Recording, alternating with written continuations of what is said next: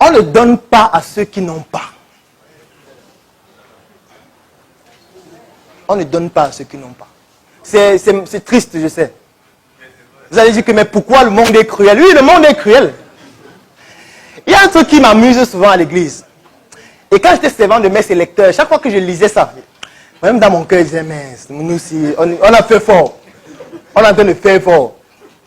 Il y a une phrase à l'église que j'aime beaucoup. Aimons-nous les uns les autres. Oh, j'adore cette phrase. Aimons-nous les uns les autres. On ne peut pas s'aimer les uns les autres. Ce n'est pas possible. Et je vais vous expliquer mathématiquement pourquoi ce n'est pas possible de s'aimer les uns les autres. Alors, je prends un exemple. Supposons que vous ouvrez votre boutique ici à Ambocadam. Vous ouvrez une boutique où vous vendez des produits. Vous utilisez les techniques de marketing, les techniques de produits dans votre boutique. Vous avez de la croissance, vous ouvrez une deuxième, une troisième, une quatrième. Mais ce que vous ne savez pas, c'est qu'avant votre boutique, il y a les gens qui avaient des boutiques avant. Et que votre croissance est en train de faire qu'eux, ils sont en train de disparaître. Et vous voulez qu'eux, ils vous aiment les uns les autres. C'est ça que vous voulez. Donc vous voulez qu'ils vous aiment. Donc vous voulez qu'ils vous laissent croître, eux, ils disparaissent en vous aimant. En fait, ce n'est pas possible. Il faut être fou pour croire ça. On ne peut pas s'aimer les uns les autres. Ce n'est pas possible. Et ça ne sera jamais possible. Et si vous croyez en ça, qu'il faut s'aimer les uns les autres, c'est mieux d'être salarié et aimer votre patron. Et aimer ce qu'il vous demande de faire. Et respecter ce qu'il vous demande de faire pour que l'entreprise atteigne les performances et ses objectifs. Mais en entrepreneuriat, on ne peut pas s'aimer. Parce que ce que vous faites gêne forcément quelqu'un si c'est pertinent.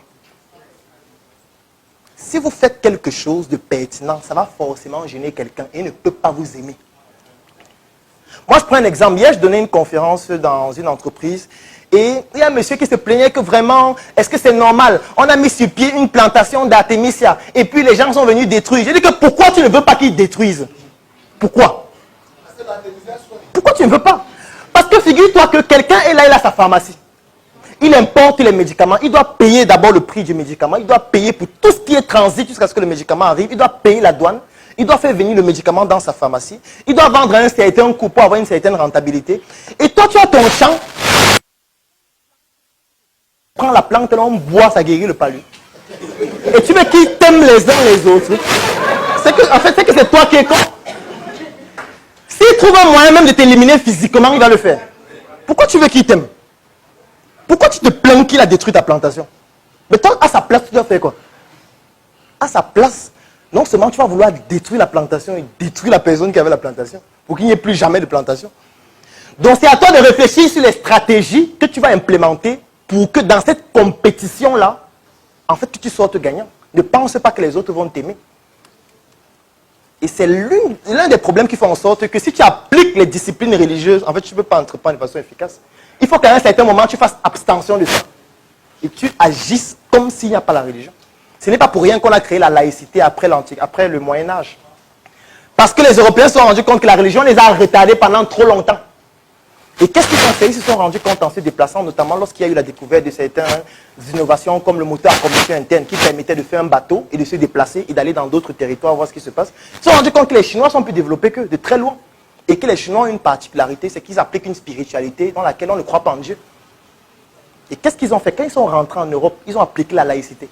C'est que désormais la religion est comme une association. On n'utilise plus la religion pour gérer la société. C'est pour ça qu'en Europe, il n'y a pas d'État religieux. On dit que la religion, bon, c'est votre point de vue là-bas. Nous, on fait ce que la politique doit faire.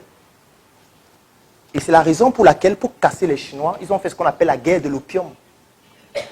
C'est-à-dire, on venait droguer les Chinois avec l'alcool, avec la drogue, pour que les Chinois ne se développent plus intellectuellement. C'est pour ça que je ne veux pas qu'on déguste la bière avant que je n'ai fini. Parce que c'est la même chose qu'on appliquait en Afrique. Les Occidentaux, quand ils sont arrivés en Afrique, les premières industries étaient les industries brassécoles. Ce n'est pas pour rien. Parce qu'ils ont testé ça en Chine, ça a fonctionné. C'est pour ça qu'ils répliquent ça ici.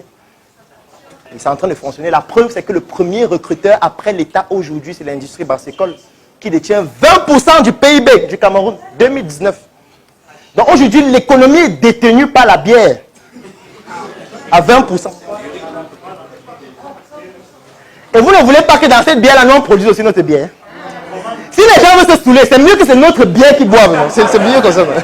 C'est mieux. Non?